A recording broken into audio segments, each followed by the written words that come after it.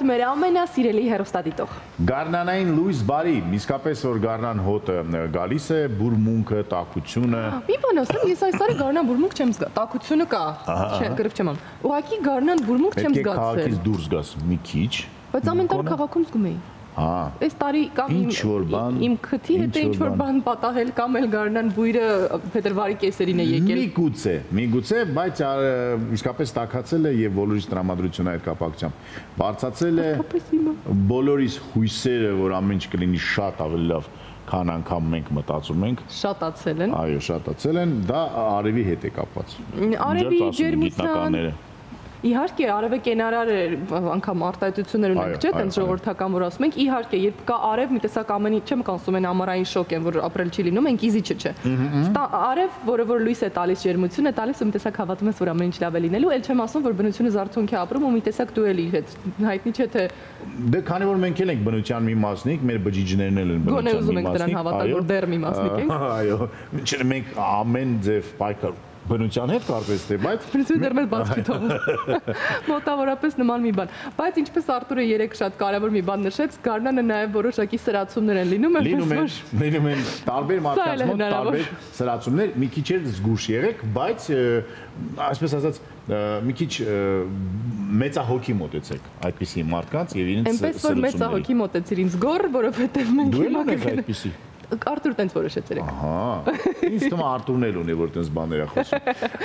Աստված դա բոլոր անի նման սրացումներ ունենան, գարնանային եւ աշնանային։ Ինչ պիտի անեմ, ինչ ունի կավել պիտի սիրեմ, ինձ վտանգ չկա։ Երաժշտություն մեր եթերում այս պահին, որ ձեր տրամադրությունը էլ ավելի բարձրանա։ Կամ արագ հասցնեք նախաճաշը ավարտել, պատրաստելը, որ միասին այսպես կանգորվա անցուդարձին եւ թուղթու գրիչը ձեռքում նստեք եւ գրանցեք այն ամեն ինչ մենք ձեզ այսօր կասենք։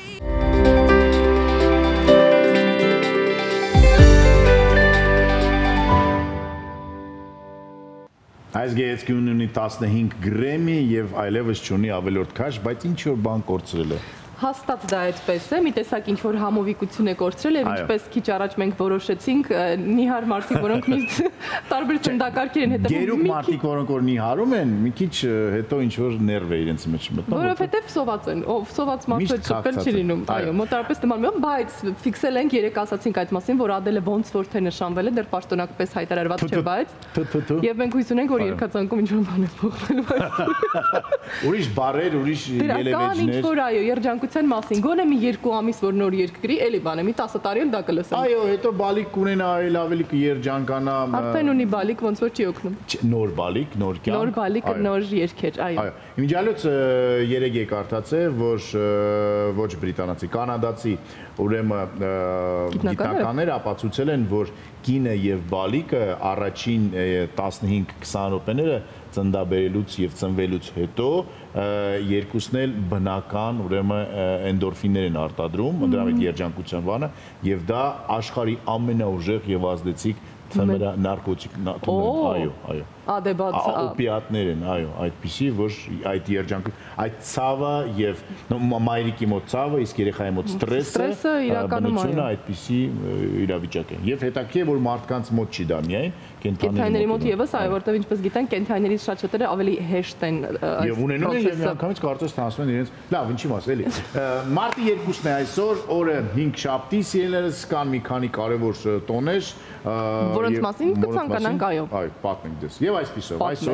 այսօր համարվում է լուցկու ծննդյան օրը։ Լուցկու, հասարակ լուցկու։ Եթե շատ անկեղծ բարդ է հասկանալ, թե ինչու է հենց այսօր համարվում, որովհետև պատենտավորում միևնույն այն ժամանակ չկար, իրականում լուցկու պատմությունը գալիս է խորը հնից։ Մենք մոտարպես 18-րդ դարերից է, որ մի քիչ ավելի քիչ թե շատ այսօրվա լուցկի նման ինչ-որ մի բան ունենք, բայց էլի պատենտավորում չկար, դրա համար սովորաբար էլի մի քիչ անհասկանալի պատճառով որոշել են 1805 թվականից այսօր նշեն լուցկու այսպես օրը։ Եվ հետաքրքիր մի փաստ լուցկու մասին, լուցկին շատ ավելի ուշ է մարդկությունը փաստորեն այսպես ասած լույս աշխարհ բերել լուցկին լույս աշխարհը քան կրակայրիչը։ Կրակայրիչը ավելի հին է, քան լուցկին։ Եվ երկար տարիներ Եվրոպայում լուցկին անվանել են շվեդական լուցկի, որովհետև Շվեդիայում երկու եղբայրները արեցին այն, ինչ որ մենք այսօր օգտագործում ենք, այն իրավիճակում, ինչ որ մենք ենք օգտագործում, այդ տուփիկի մեջ է հանում ես այսպես որովհետև միջև այդ կար լուցկի, որի վրա պետք է ինչ-որ բան կաթացնել, լուցկի կար, որը կարող էր կրունգի տա վրա, արեն վերջը։ Կրունգի պահը կովբոյները մի քիչ լուրջ են ընկալել, միջև հիմա չեն մոռանում։ Ես քեզ ավելին ասեմ, ոչ մենք կովբոյները այդ ֆիլմերը դիտելուց մենք փոքր ժամանակ, մենք մեր տարիքի 90-ականներին չէ, մարդիկ որոնք որ 70-ականներին ծնվել էին, 80-ականների վերջում եւ 90-ականների սկզբում հագնում էին այսպես հաստ կոպիտ կրունգներով ուրեմն կոշիկներ եւ այդ կոշիկների ներսում կպցնում էին լուցկու այն որը որ չքսանում այդ մասը եւ լուցկիները գլխիկի չէ տուփիկի վրայից կպցնում էինք սոսինձով եւ այդտեղից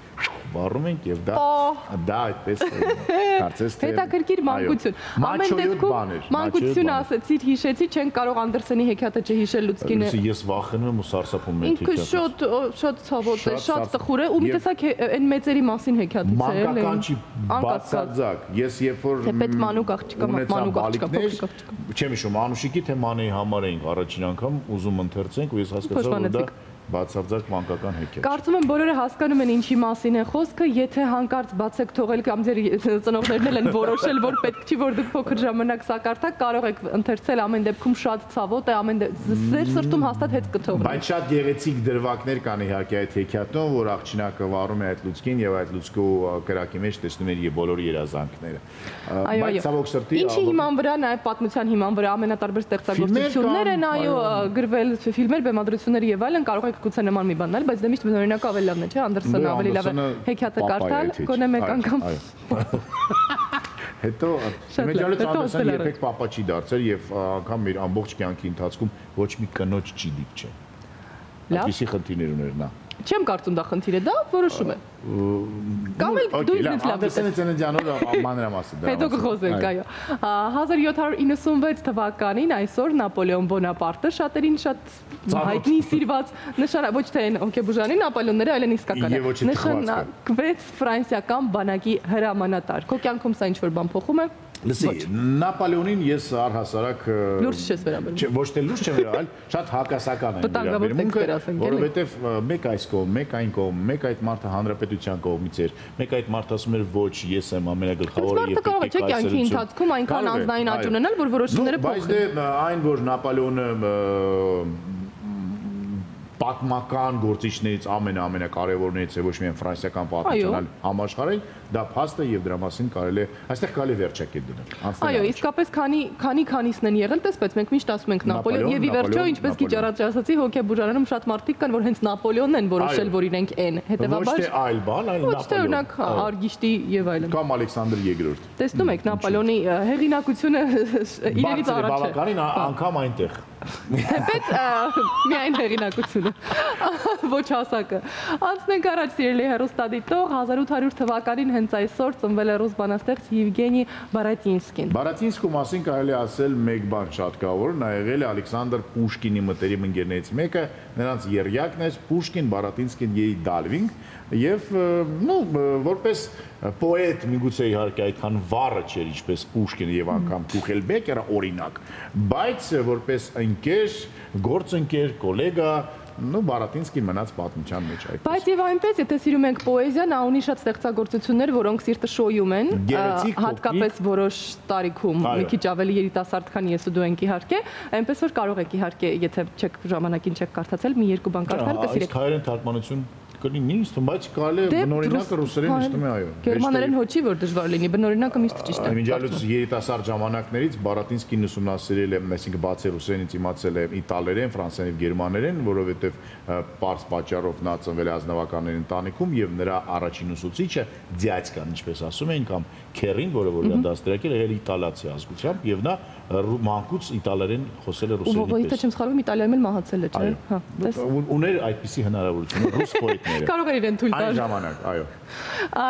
Մեկ այլ պոետի մասին, ով իմ սիրտն է շատ շոյել ժամանակին, 186 տարի առաջ Լերմոնտովի մասին ենք հիմա խոսում, ձերբակալվել է 1837 թվականն էր դա, Սմերտ պոետը ստեղծագործի պոեմի համար, բանաստեղծի մահը, եթե հայերեն ասենք։ Ինչպես գիտենք, բանաստեղծությունը ուղղված է, հիմա ես ասում ու սիրտս ինձ տկտկում է, որովհետև ժամանակին, չգիտեմ, երևի 15-14 տարեկան էի, կարող եմ ասել, որ սա իմ ամենասիրելի ստեղծագործությունն էր ու ես շատ լավ հիշում եմ, որ ես ես պոեզիա առհասարակ բարձրաձայն չեմ սիրում, նո, ասում եմ չեմ սիրում, բայց հիշում եմ, որ այո, ռուսաց լեզվի գրականության ժամին լաց լինելով ես ասմունքում էի ու տենց, չգիտեմ, ինչի որոշեցի, որ պետք է ավարտեմ այս պատմությունը։ Եվ Լերմոնտովը շատ հուզված գրել էր այդ բանաստեղծությունը եւ այդ բանաստեղծության պատճառով ունեցավ ռուսական կառավարության հետ լուրջ խնդիրներ, այո, այդպիսին էր այն ժամանակները, իսկապես հանճար պոետ է, հիմա որ մենք հետ ենք նայում եւ հասկանում ենք սառը ուղեղով թե քանի տարեկանում է նա գնացել կյանքից հեռացել եւ ինչ ժառանգություն է թողել գրական ժառանգության մասին խոսքը, որովհետեւ կյանքում ահավոր իհարկե դեմք էր նա, բայց դե պոեզիայի մասին ենք խոսքում, ինչպիսի ժառանգություն եւ ինչքան կարճ ժամանակաշրջան։ Եթե անգամ որևէ բան տողնա գրած չլիներ, միայն սմերտ գրված լիներ, արդեն կարելի էր ուղղակի խոնարհվել, յուրաքանչյուր բառը այնտեղ արվեստի մասին է ինձ համար ու էմոցիայի ու Ապրիլ Լերմոնտովը վատ է որ Պուշկինը մահացավ այդպես եւ բայց տեսնում չկա ճարիք առանց բանի։ Յուրաքանչյուր բանի ավարտ ինչ որ լավ բանի սկզբի մասին, լավ բանի սկզբի մասին, ահա ճիշտ ասացի։ Ու մասին ես ուզում ասել։ Ու մասին եմ ուզում ասել, ձայնասկավառակի մասին եմ ուզում ասել, որովհետեւ այն ծնվել է 1983 թվականին, այո, CD-դիսկ ասվածի մասին է եւ առաջին ստեղծագործությունը, որ կոմպակտ դիսկի վրա մենք լսել ենք, դա Բեթհովենի 74-րդ սիմֆոնիան էր։ Որը որ տևում էր։ Ներողություն 74-ը 9-րդ սիմֆոնիան էր, ներողություն, որ տևում էր 74 րոպե, այս ախառնեցի։ Այո, 74 րոպե էր տևում, հենց դա էլ ծավալն էր, փաստորեն դարձել դասական։ Այդ օրեկա ամենահայտնի կատարումը այդքան էր հենց տևում, դրա համար էսպես, սա Մեծ Բրիտանիայում էր։ Ինչ դնեին, ինչ չդնեին եւ վերջապես որոշեցին, որ դա դնեն եւ 74 րոպե լիներ։ Հիշեցնեմ, որ միջև այդ ձայնասկավառակները վինիլային, դրանք կոչում են սառակապյատկը, որտեղ 45 րոպե էր մոտավորապես վրեն ձայնագրվում եւ նրանք ունեին երկու, այսպես ասած, արագություն 33 շրջադարձ 1 րոպեմ եւ 45 շրջադարձ։ Իսկ CD-ի տարբերակում այս բոլոր խնդիրները արդեն կարծես թե CD դիսկի ստեղծման համար մենք պիտի Մեծ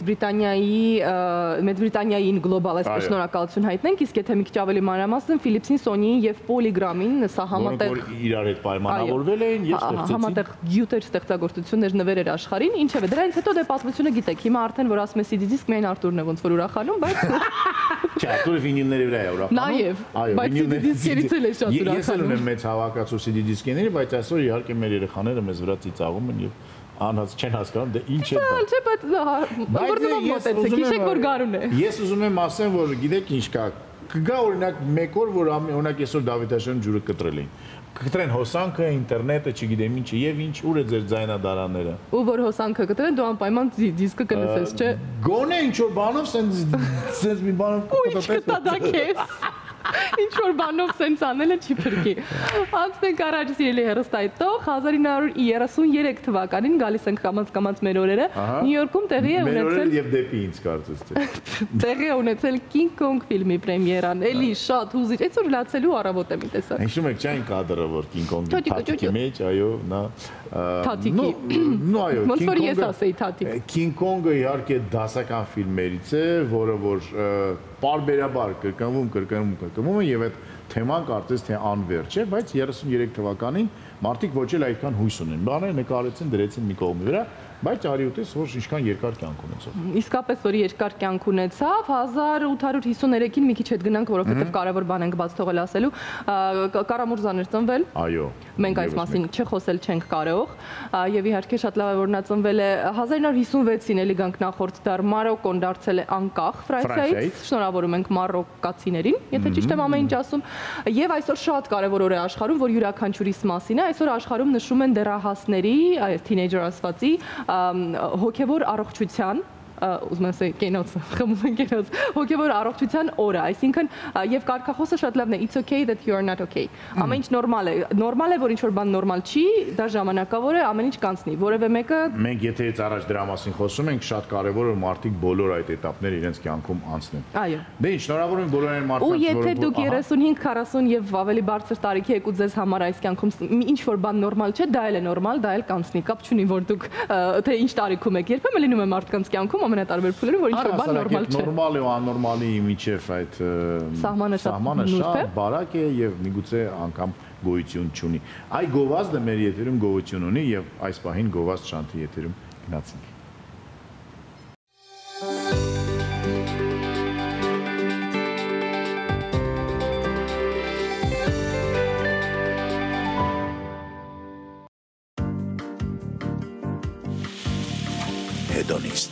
նրանց համար,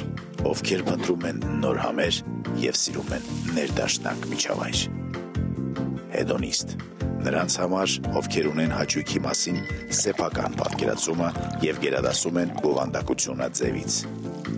Hedonist, նրանց համար, ովքեր գիտեն, որ հենց մանրուքներն են կերտում առանձնահատկությունները։ Hedonist, վայր, որտեղ ընտանիքի ամեն անդամ ունի իմաստավորված ժամանց և հոգատար սպասարկում։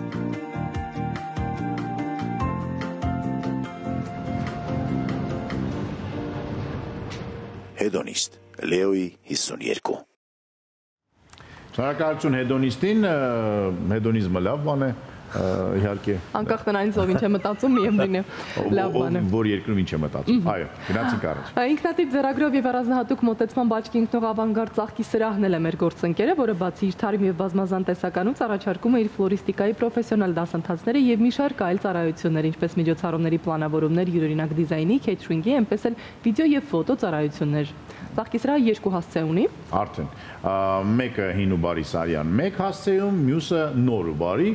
նորքի երկրորդ զանգված, Գայի պողոտա 12 կոտորակ 10։ Հեռախոսահամար 044 779 778։ Այնպես որ Գարնանը գիտեք թե ինչ անել։ Այո։ Մեր հաղորդման գործընկերն է նաև Energy Fitness ակումբը, ակումբը մատուցում է կոմպլեքս ծառայությունների 2 ընդարձակ մարզասրահ, որոնցից մեկը ընդհանուր է, մյուսը առանձնացված է կանանց ու աղջիկների համար։ Նորագույն մարզասարքերով հագեցած սրահում ձեզ հետ կաշխատեն բացառապես որակավորված պրոֆեսիոնալ հոգատար մարզիչներ, ինչպես նաև կարող եք օգտվել խմբային մարզումների, աղիսենյակի, շոկեբաղնիքի, սրճարանի, սպորտ բարի ու մի շարք այլ ծառայություններից։ Ձեր արդյունքը Energy-ում մարզասրահի հետ կլինի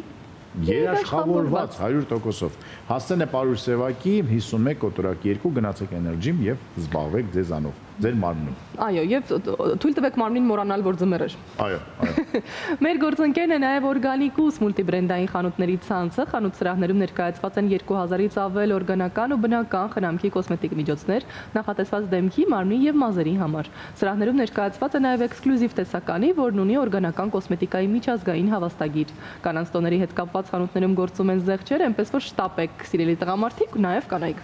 Շտապեք դեպի Dalma Garden Mall երկրորդ հարկ կամ Երևան Mall առաջին հարկ։ Գոյություն ունեն հեռախոսահամարներ, նրանք երկուսն են 095 կամ 055 62 53 02։ Կա նաև Facebook-յան եւ Instagram-յան էջեր, Organicus Armenia-ի մասին է խոսքը, եթե կան հարցեր, կարող եք մտածում եք էկրաններին, կարող եք այնտեղ այցելել եւ ձեր բոլոր հարցերի պատասխանները ստանալ։ Դե իսկ մեզ համար ժամանակն է տեղափոխվելու Energy միասին։ Եվ գնանք տեսնենք, թե Լարան ինչով է այնտեղ այսօր զբաղված։ Մարմնի որ մասն է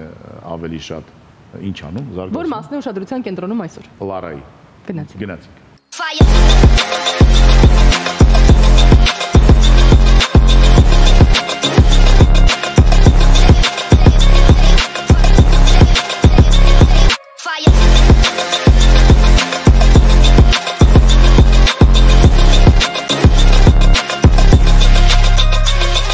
Բարի առավոտ մեր ամենահավատարիմ եւ ամենասիրելի հեռուստադիտողներին։ Այսօր առավոտը մեզ համար շատ լավ է սկսվել, քանի որ մենք սկսել ենք մեր առավոտը մարզումներով, ինչն էլ եւ ձեզ ենք խորհուրդ տալիս։ Բարի լույս Մատիլդա, դուք Մատիլդային արդեն գիտեք մեր նախորդ հաղորդումներից։ Այսօր Մատիլդայի հետ մարզելու ենք մեր նստատեղի մկանները, ինչ որ արդեն արել ենք նախորդ հաղորդումների ժամանակ, բայց հիմա այլ տարբերակ ենք ցույց տալու։ Այո։ Այսօր խոսելու ենք արդեն իմ գործընկերը ձեզ մի տեսակը բացատրել եմ մարզասարքով։ Ունենք քանի տեսակ։ Մի հատ տեսակը, որ ամենահեշտն է, սկզբում որ չեն կարող ծանր քաշերից օգտվենք, կարող ենք այս տարբերակից օգտվենք, մինչև մի քիչ զարգանա մեր նստատեղը ու ուժեղանանք։ Կոչվում է hip bridge։ Պարկել առաջ։ Ոտերը խնդրեմ 90 աստիճան, հետ ես բերում, բացում ես հենց ուսագլուխի կամ կոնքի հավասար։ Կարող ենք սրան անենք առանց քաշ, կարող ենք անենք ժապավենով, կարող ենք անենք դամբլներով կամ քեթլբելով։ Այդ դնում ենք այս ծալի վրա, կողքերից բռնում ենք ու նստատեղը բարձրացնում ենք այնքան, որ հենց մարմնի հետ մի ուղղության է լինում, ավելի շատ պետք չի բարձրանալ։ Մինչև վերջ իջեցնում ենք, այո, իջեցնում ենք մինչև վերջ ու այդ նոր է։ Շատ լավ արդյունավետ վարժություն է, շատ ավելի շատ կանանց համար, չնայած տղերքի համար շատ լավ վարժություն է, ինքը լավ ուժեղ պարապցնում է նստատեղը։ Ահա։ Անցնենք հաջորդին։ Անցնենք։ Անցնենք հաջորդ վարժություն։ Իդեպ սա ավելի բարդ տարբերակն է։ Այո։ Տեսնենք ինչքանով ինձ մոտ այն կհաջողվի։ Աշխատի, մի քիչ էլ վերը։ Ոտերի դիրքը սարքի, խնդրեմ 90 աստիճան։ Կարող ես ինձ բռնել։ Այնքան ես բարձրանում, որ մարմինը մի ուղղության մեջ լինի։ Պետք է նկատի ունենան, գլուխները երբեք չեն դնում աթոռին, որտեղ պետք է ողերը նույն ուղղությամբ լինեն։ Թե չէ վզի ողերը արդեն կվնասվեն։ 90 աստիճան անկյունի տակ աշխատեցնում ենք նստատեղի մկանը, գլուծը։ Եթե հիմա 90 աստիճանից ավելի բաց պահենք մեր ոտերը, մի քիչ երկարացնենք, всё։ Ինքը աշխատեցնում է համսթրինգը։ Այս ետևի մկանները։ Այո։ Իսկ եթե 90 աստիճանից ավելի փակ պահենք, ոտերը հավաքենք, մի քիչ էլ բացի, շատ փակ է։ Արդեն ինքը աշխատում է քառագլուխի վրա։ Բայց նկատի ունեցեք, երբեք ոտքերը չի պոկում գետնից։ Այո, արդեն զգում ես տարբերությունները մկանների վրա։ Արդեն բավականին բոլոր մկանները, թե քառագլուխ, թե ետևի, թե առջևի, բոլորը զգացնել է տալիս։ Այո։ Եվ կարող ենք այս վարժությունով շատ լավ վարժեցնենք մեր նստատեղը, ոտքերը, ասենք համսթրինգ, քառագլուխ, ուժեղ ոտքեր ունենանք։ Արդեն դուք կարծես թե գիտեք, թե ինչ պետք է անեք, բավականին շատ վարժություններ, թե սարքերով, թե առանց սարքերի, թե ծանրաքաշերով, տարբերակներ ձեզ ցուցադրել ենք եւ դեռ կարծում եմ կհանդիպենք միասին, դեռ կարծում եմ կցուցադրենք վարժություններ։ Շնորհակալություն եւս մեկ անգամ։ Եղեք առողջ, ցտեսություն։ Ձեզ լավ եւ ուժեղ օր։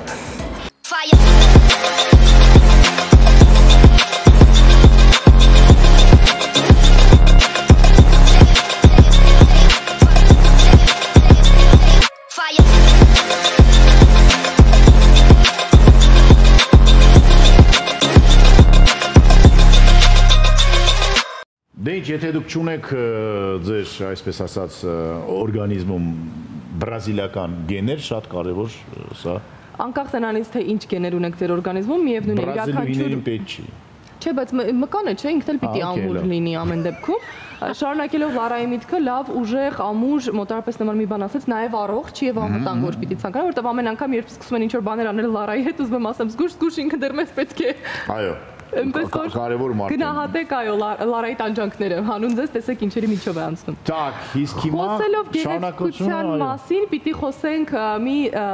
տղամարդու մասին, ով լավ գիտի թե որ մկանը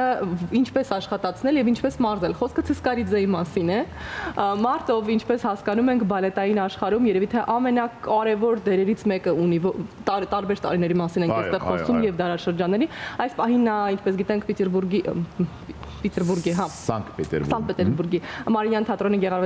Մարիյան թատրոնի չէ, դպրոցի գեղարվեստական ղեկավարն է, Վագանովկայի մասին է խոսքը եւ ինչն է կարեւոր, նա անչափ սիրում է, երբ կանանց մատները խնամված է։ Եթե դու անգամ գնում ես իր հետ հարցազրույցի եւ մատներդ խնամված չի, այսինքն մատնահարդարի մոտ մինչեւ այդ չես գնացել, նա հրաժարվում է հարցազրույցից։ Ես ասեմ ավելին, ես Ցիսկարիձե չեմ անգամ։ Բայց դու էլ։ Ես էլ իմ համար շատ կարեւոր է որ Փարկաստո, ես ինձ ճիշտ եմ պահում։ Գեղեցկու իմ մասին խոսք չկա, բայց գեղեցկու դու ֆիքսեցիր։ Կանանց մատները պետք է հարդարացվեն։ Առհասարակ խնամված լինելը իհարկե շատ կարևոր մի բան է, ժամանակակից մասնագիտությունները այս առումով կարծես թե շատ հեշտացրել են ամեն ինչ շատ արագ եւ բավական հասանելի գներով կարելի է կազմակերպել։ Այս պահին առաջարկում ենք խոսել մատնահարդարման մասին եւ առհասարակ այս մասնագիտության մասին, որը համարվում է խիստ ժամանակակից մի բան։ Գնացեք։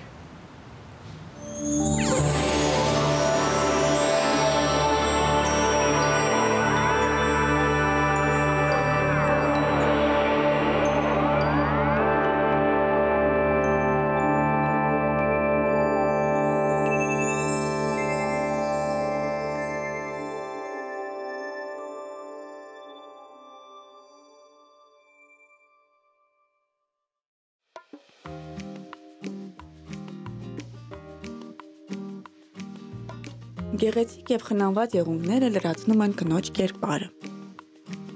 Կոսմետոլոգիայի ժամանակակից տեխնոլոգիաներն առաջարկում են եղունգների խնամքի բազմազանություն եւ ձեր ընտրությունը կախված է բացառապես ձեր նախասիրությունից։ Պրոֆեսիոնալ եւ գեղեցիկ մատնահարդարումը ձեր ձեռքերը կդարձնեն ավելի նուրբ եւ երիտասարդ, իսկ եղունգները միշտ կլինեն խնամված։ Իսկ դուք գիտեք, որ մատնահարդարումը որպես մասնագիտություն շատ հին ժամանակներում է առաջացել։ Ով դիմահարդարումը եւ մատնահարդարումը կենդանու արյունից եւ ճարպից պատրաստած եղունգների լաքով։ Ասում են, լաքը հայտնագործել են հին Չինաստանում, մեր թվարկությունից առաջ 3000 թվականին։ Այն օգտագործում էին միապետների եւ բարձր խավի ներկայացուցիչների մատնահարդարման համար։ Հին Եգիպտոսում եղունգները ներկում էին հինայով, կարմիր ներկով ծածկում էին ոչ միայն ձեռքերի եւ ոտքերի եղունգները, այլ նաեւ ձեռքերը եւ ոտքերն ամբողջությամբ։ 16-րդ դարում եվրոպական երկրներում հայտնվեց մի սարք, որը մինչ օրս օգտագործվում է, սակայն նրա տեսքն այժմ այլ է, խոսքը խարտոցին է վերաբերվում։ Միջնադարյան խարտոցը հղկված եւ թավշյա կտորով ծածկված թիթեղ էր, որով արքայական պալատի գեղեցկուհիները փայլեցնում էին եղունգները։ Եղունգների լաքն այնպիսին, ինչպիսին մեզ հայտնի է մեր օրերում, ստեղծվել է համեմատաբար վերջերս։ 20-րդ դարի առաջին տասնամյակում կանայք արդեն քսուկներին ավելացնում էին գունավոր փոշիներ, եղունգներին փայլուն տեսք տալու համար։ Եղունգի լաքի առաջին նախատիպը քսում էին ուղտի մազից պատրաստված վրձինով, սակայն լաքը շատ արագ մաքրվում էր։ 1934 թվականին Revlon ընկերության հիմնադիր Չարլզ Ռևսոն ստեղծեց ջրակայուն լաքի նոր բանաձև։ Այն եղունգների վրա պահպանվում էր մինչև 3 օր։ Լաքի մաքրման համար օգտագործվում էր սովորական ացետոն։ Այսօր մատնահարդարումն ավելին է, քան եղունգներին ձև հաղորդելը։ Ունի քայլերի հատուկ հերթականություն՝ մաքրում, մաշկի խնամ, եղունգների ձևի մոդելավորում, ձևավորում եւ այլն։ Մատնահարդարման հիմնական տեսակները կարելի է բաժանել երկու խմբի՝ բժշկական մատնահարդարում եւ կոսմետիկ մատնահարդարում։ Բժշկական մատնահարդարումն իրականացվում է մասնագետի կողմից բժշկական սենյակի ստերիլ պայմաններում։ Եղունգների բուժումն իրականացվում է բուժման եւ կանխարգելիչ նպատակներով։ Նման մատնահարդարմամբ եղունգների ծածկույթը կատարվում է ոչ թե դեկորատիվ, այլ բժշկական միջոցներով։ Կոսմետիկ մատնահարդարում կարելի է կատարել սրահում կամ մասնագետին հրավիրել ձեր բնակարան։ Եղունգների խնամքի միջոցների եւ գործիքների ժամանակակից բազմազանությունը թույլատրում է մանիկյուրի բազմազան տեսակներ։ Եվրոպական մատնահարդարում առանց սուր գործիքների օգտագործման, ապարատային մանիկյուր, ֆրանսիական մատնահարդարում եւ սպա մատնահարդարում։ Մատնահարդարում գել-լաքով եւ ամրացնող գելով։ Գեղեցիկ ու խնամված ձեռքերը կնոջ գլխավոր զարդն են։ Մատնահարդարման մանրամասը նկարագրությունը կօգնի ձեզ ընտրել այն տեսակը, որն առավել համապատասխանում է ձեր ոճին։ Այսօր շատերը նախընտրում են եվրոպական մատնահարդարումը։ Այն թույլ է տալիս առանց կտրող գործիքների խնամել եւ հարդարել եղունգները։ Չորացած մաշկը փափկեցնելու եւ եղունգները սնելու համար ձեռքերը մշակվում են հատուկ յուղով։ Մատնահարդարման այս տեսակը լիովին անվտանգ է։ Ֆրանսիական մատնահարդարում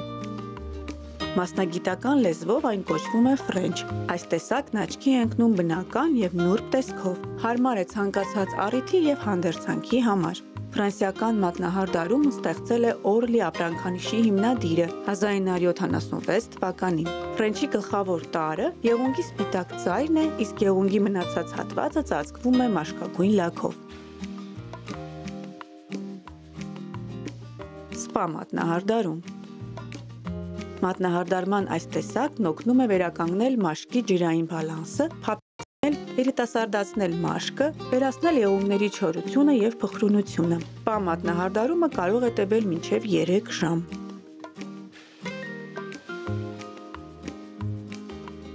Մատնահարդարում գիլաքով եւ շիլաքով։ Վերջին ժամանակներում Սա ամենապահանջվածն է եւ ամենաակտուալը։ Իսկ լավագույն մասնագետների մոտ միշտ հերթեր են լինում։ Մատնահարդարման այս ձևը կարող է պահպանվել մոտ 1 ամիս։ Այդ պատճառով ցանկացած տարիքային խմբի կանանց համար այն ամենանախընտրելին է։ Մատնահարդարման այս տեսակը կատարելով եղունգի լաքը ձեր եղունգներին կմնա այնքան, մինչև որ այն չհեռացվի հատուկ նյութով։ Մատնահարդարումը բավականին երկար ու բարդ է եւ պահանջում է հատուկ հմտություններ։ 3 քայլից բաղկացած պրոցեդուրան սկսվում է եղունգների հղկումից եւ յուղազերծումից։ Այնուհետև քսվում է հիմքը եւ չորացվում ուլտրամանուշակագույն կամ LED լամպի միջոցով։ Ավելացվում է լաքի 1 կամ 2 շերտ եւ կրկին չորացվում լամպի օգնությամբ։ Բարակ եւ փխրուն եղունգների համար գելը եւ շիլակը դառնում են պաշտպանիչ շերտ եւ թույլ չեն տալիս դրանք կոտրվեն։ Խնամված եղունգները եւ ձեռքերը կարող են դառնալ ձեր զարդը, եթե սկսեք դրանք ճիշտ խնամել։ Հաճախ կանայք չեն կարողանում բավականաչափ ժամանակ տրամադրել խնամքին։ Այս դեպքում լավագույն լուծումն է դիմել մատնահարդարի օգնությանը։ Եվ եթե մի քանի անգամ օգտվեք մատնահարդարի ծառայությունից, որոշ ժամանակ անց դուք անհամբեր սպասելու եք, թե երբ եք կրկին նրան հանդիպելու, որպեսզի նորից գեղեցիկ եւ խնամված եղունգներ ունենաք։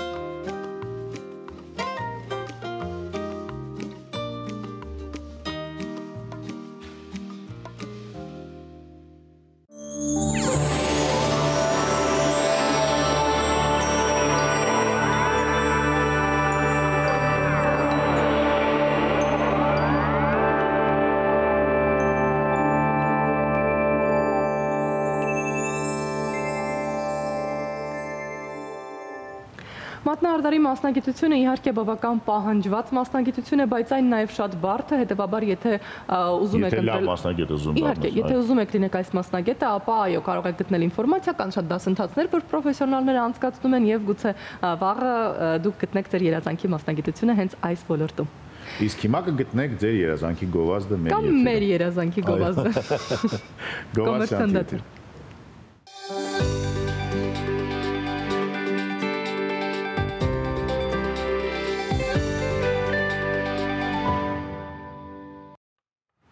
Վերադարձանք սիրելի հեռուստայտող, բավական հետաքրքիր եւ կարծում եմ շատերիս համար շատ բան բացատրող զրույց է հիմա սպասում։ Ակտուալ զրույց է, քանի որ առնվազն ակտուալ զրույց է, այո։ Մենք շատ բաներից խոսում ենք, բայց այդ շատ բաներից խոսելով տեղյակ չենք այդ շատ բաներից։ Ի վերջո, թույլ տվեք ներկայացնել հյուրին, մեր տաղավարում է պատմության գիտությունների թեկնածու, դոցենտ Գիտությունների ազգային ակադեմիայի պատմության ինստիտուտի ավագ գիտաշխատող Համո Սուքեսյանը, բարև ձեզ։ Բարև ձեզ։ Մենք խոսելու ենք մի գրքի մասին, որ տպագրվել է մասնագետների այսպես համատեղ ջանքերով, Գիտությունների ազգային ակադեմիայի նաև այսպես շատ լուրջ գործունեությամբ, բայց 20 թվականին, 21-ին ու հիմա։ Ինչի մասին է խոսքը, տարբեր թարգմանությունների մասին ենք խոսում։ Շնորհակալություն։ Ես եւ իմ գործընկերները տարիներ շարունակ զբաղվել ենք Հայաստանի սահմանների ձևավորման խնդրով, ինչպես է պատմականորեն ձևավորվել եւ հատկապես 20-րդ դարի հատվածով։ Եվ 2020 թվականի Արցախյան պատերազմի սկզբի շրջանում, երբ որ պատերազմը նոր էր սկսել, արդեն տպարանում էր մեր գիրքը, որի հեղինակներն են պրոֆեսոր Կարեն Խաչատրյանը, պատմական գիտությունների թեկնածու Եղան Բադալյանը եւ ես։ Հայերեն տարբերակը արդեն 20 թվականի սեպտեմբերի վերջին արդեն հրատարակվեց, այնուհետև հաջորդ տարի 2021-ին հրատարակվեց անգլերեն տարբերակը, որ այս ձեռքիս է, եւ արդեն ռուսերեն տարբերակը։ Հա, եւ ռուսերեն տարբերակը, որ բոլորովին վերջերս է լույս տեսել։ Ամենաթարն է փաստորեն։ Այո, ամենաթարն է եւ այս դեպքում գիրքը վերաբերում է Հայաստանի խորհրդային շրջանում 1920-30-ականներին ունեցած տարածքային կորուստներին։ Պես է վերնագրված է հայկական տարածքների բռնակցումը Թուրքիային եւ խորհրդային Ադրբեջանին 1920-30-ականներին։ Այստեղ տեսնում ենք, թե ինչպես էր ձևավորվում խորհրդային Հայաստանի սահմանները։ Հարևանների հետ հարաբերություններում սա ամենախնդրահարույց հարցն էր, ինչպես 100-ամյակ առաջ Հայաստանի առաջի հանրապետության տարիներին, այնպես էլ այսօր։ Այսինքն վերջին 20-րդ դարի ընթացքում ու 21-րդ դարասկզբին Հայաստանի քաղաքացիներին հուզող ամենակենսական հարցերից մեկն է։ Պարոն Սուքեսյան, եկեք հասկանանք այս գիրքը ում համար է գրված։ Ով է այս գրքի թիրախը։ որտեղ այս գիրքը, այսինքն դա Հայաստանի Հանրապետության քաղաքացիներն են, գիտնականներն են, այս գիրքը նաև ուղարկել եք Ալիևին, ՄԱԿ եք ուղարկել ուր միջազգային գիտական համայնքն է, ինչ որ բուհեր, որոնք հայագիտություն են անցնում։ Նախապես ասեմ Ալիևին չենք ուղարկել, իսկ ինչու օրինակ հնարավոր է, չէ՞։ Ադրբեջան Ալիևին, ես բայց վստահաբար մեր գործընկերներին, ադրբեջանցի մեր գործընկերները հավանաբար ծանոթ կլինեն, որտեղ ինչպես մենք ենք ծանոթ լինում իրենց աշխատանքներին, այդ տարբերակով։ Նրանք էլ շատ ուշադիր, այո, հետևում են։ Եվ քանի որ այսեն դեպքերից է, երբ որ տեսնում ես արձագանք չկա, նշանակում է դա դրական երևույթ է, ուրեմն ճիշտ թիրախին ես խփել։ Մեր դեպքում առաջ հերթին սա ուղղված է բնականաբար մասնագետ հետազոտողներին, պատմաբաններ, միջազգայնագետներ, աշխարհագրագետներ, քաղաքացիներ, նաև պատմության ուսուցիչ, արդեն երկրորդ փուլով գալիս են թեմայով հետաքրքրվող լայն հանրության ներկայացուցիչները, ձեր ասած պատմության ուսուցիչները, ընթերցասեր հանրությունը եւ անգլերեն եւ ռուսերեն տարբերակներով նաեւ հրատարակվելու դեպքում ընթերցող լսարանի շրջանակները բնականաբար արդեն մի քանի անգամ ավելի մեծանում են, այսինքն նաեւ ոչ հայալեզու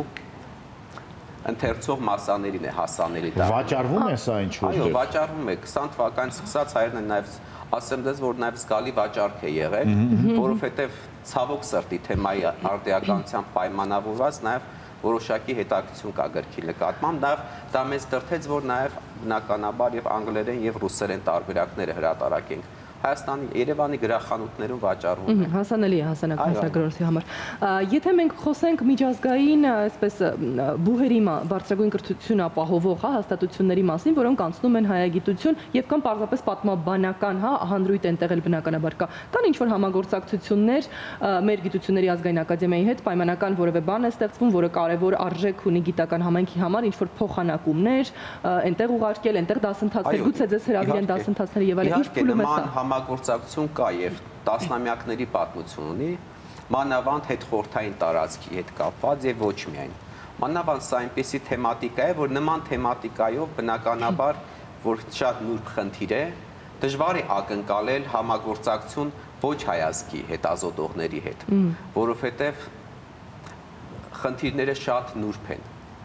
Եվ առաջին հերթին խնդիրները վերաբերում են մեզ եւ մեր հարևաններին։ Մեզ եւ մեր հարևաններին, իսկ հարևան այլ պետությունների կամ բարեկամ այլ պետությունների ներկայացուցիչները միշտ ավելի ցկտում են, այսպես ասենք, չեզոք դիրքերից հանդես գալ։ Բայց այս դեպքում նաև մեկ այլ առավելություն է կարող է ունենալ, այսպես չլինի, որ գովազդում է մեր աշխատանքը, այն որ մենք փորձել ենք հետազոտություն կատարելուց հիմնականում մի փոքր մի կողմ քաշված նայել խնդիրներին, իբրև հայազգի, այսպես ասենք, հայրենասեր մարդ, այլ առաջ երթին իբրև հետազոտող, որ դրա այդ պատճառով էլ մեր համար հիմնային է եղել արխիվային նորահայտ փաստաթղթերը, եւ Հայաստանի ազգային արխիվում պահվող, եւ Վրաստանի ազգային արխիվից բերված, եւ նաեւ դրանց հիման վրա նաեւ ստեղծվել են երկու քարտեզներ, Այդ քարտեզները ուսումնասիրելով անգամ մի քանի րոպեվա ընթացքում եւ ես հասկանում եմ, որ մենք մեր պատմության մեջ, նոր պատմության մեջ չունենք խնդիր միայն Պարսկաստանի հետ, Իրանի հետ։ Մնացած բոլոր մեր հարևանների հետ մենք ունենք խնդիրներ, որոնք որ կապված են մեր սահմանների հետ։ Վրաստանի հետ ունեցել ենք խնդիրներ, որոնք որ կարծես թե լուծվել են, Ադրբեջանի հետ ունենք խնդիրներ, որոնք որ դեռ չեն լուծվել, եւ վերջապես Թուրքիայի հետ ունենք անգամ խնդիրներ, որոնք որ տեղից չեն շարժվում։ Այո, եւ մեր աշխատանքում էլ ներկայացված է թե ինչպես էր խորհրդային Հայաստանի սահմանները ձևավորում։ Բացի ձեր ասած Իրանի դեպքում, որի հետ որևէ այդպես նման հանձնաժողով չստեղծվեց սահմանը հստակեցնելու, որովհետեւ պահպանվեց նախկին ցարական ժամանակվա սահմանագծի այդ խորհրդային Հայաստանի այս դեպքում վերաբերվող հատվածը, որ այսօրվա նաեւ հայ-իրանական սահմանագիծն է, մյուս երեք հարևանների դեպքում նաև նման հանձնաժողովներ ստեղծվեցին։ Թուրքիայի դեպքում դա բնականաբար դա համամիութենական տարբերակով էր այդ հանձնաժողովը աշխատում եւ 1920-ականներին, նաև հետագայում էր 1970-ականներին նաև նման հանձնաժողովներ աշխատեցին, ինչ այդ 40-ականների եւ վերջում 92 թվականին նույնիսկ։ Որպես գիտնական եմ ուզում ձեզ հարց տամ, ճիշտ է դա, որ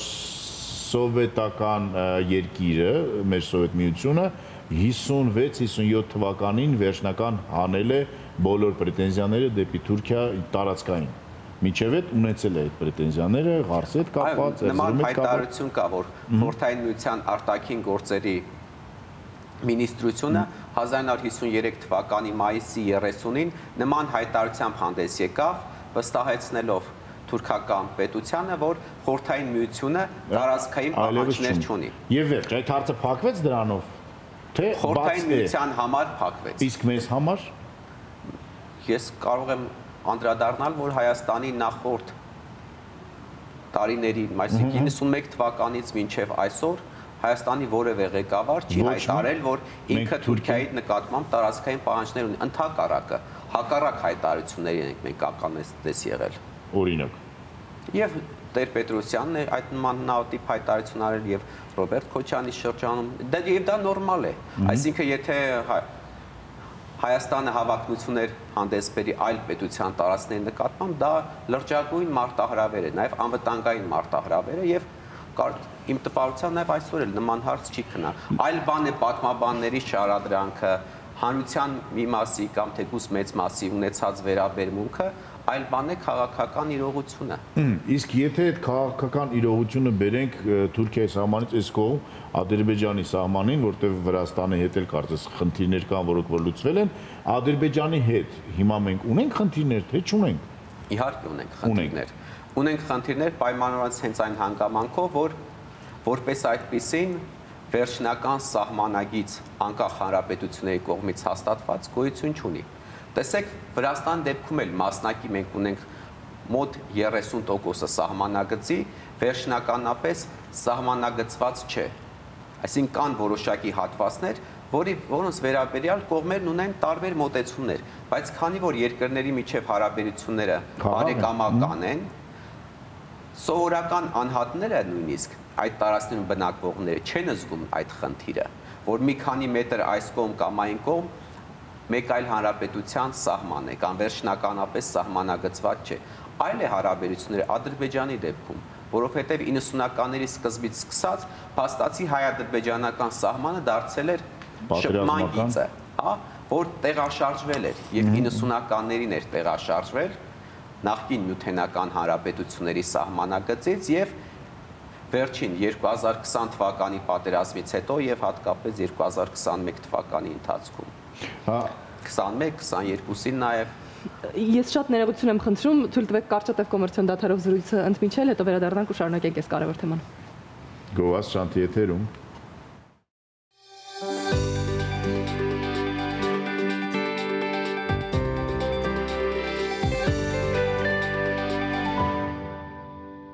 Վերադարձել ենք սիրելի հեռուստադիտող, արագ հիշեցնեմ, մեր տաղավարում է պատմական գիտությունների թեկնածու, դոցենտ Գիտությունների ազգային ակադեմիայի պատմության ինստիտուտի ավագ գիտաշխատող Համոս Սուքիասյանը, մենք շատ կարևոր թեմայից ենք խոսում, վերջից լրում եմ անցանկարաճ։ Կարևորը չէ, դա շատ, в общем, животрепещущий թեմա ենք խոսում։ Այ հենց այդ թեմա։ Խոսքս ուզում եմ նաև դուք մեզ որպես գիտնական փորձեք բացատրել, թե ինչու են Հայաստանի սահմանները տարիների ընթացքում փոքրացել, ինչի մեր հանրապետության պլոշիդ ոնց է տարածքը փոքրացել։ Ինչու։ Ինչքան պետք է լինի Հայաստանի հանրապետության եւ մեր տարածքը ինչքան պետք է ըստ ձեզ ըստ գիտական բոլոր ձեր հետազոտությունների։ Այդ 29000 քառակուսի կիլոմետր պլյուս մինուս ինչքան։ Եթե ձեր հարցը վերաբերում է Սուտ պատմականորեն դա լրիվ այլ խնդիր է, թե մեծ հայք օրինակ ինչքան տարածք։ Մենք ունենք ուղղակի Հայաստանի Հանրապետության սահմաններ։ Արծվաշենով եւ այլն եւ այլն։ Իմ տպավորությունն այն է, շուրջ 1 տասնամյակ մի քիչ ավել այս թեմայով զբաղվելու, որ ինքը շատ նուրբ եւ բարդ խնդիր է եւ չունի միանշանակ պատասխաններ շատ հարցերի։ Եվ նաեւ շատ մեծ է ցանկությունը այդպես ոչ իրական փաստերի կամ փաստաթղթերի հետևից գնալու։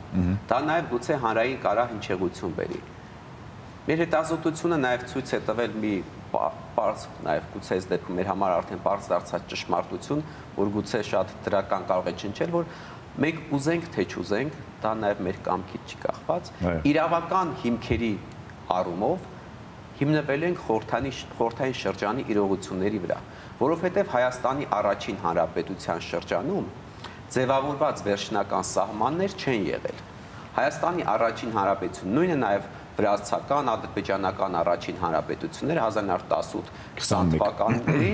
Վրաստանը մինչև 1921 թվական։ Իրենք վերջնական սահմաններ չեն ունեցել։ Այսինքն այդ տարիների Հայաստանը, Վրաստան եւ Ադրբեջանը չունեն ստորագրած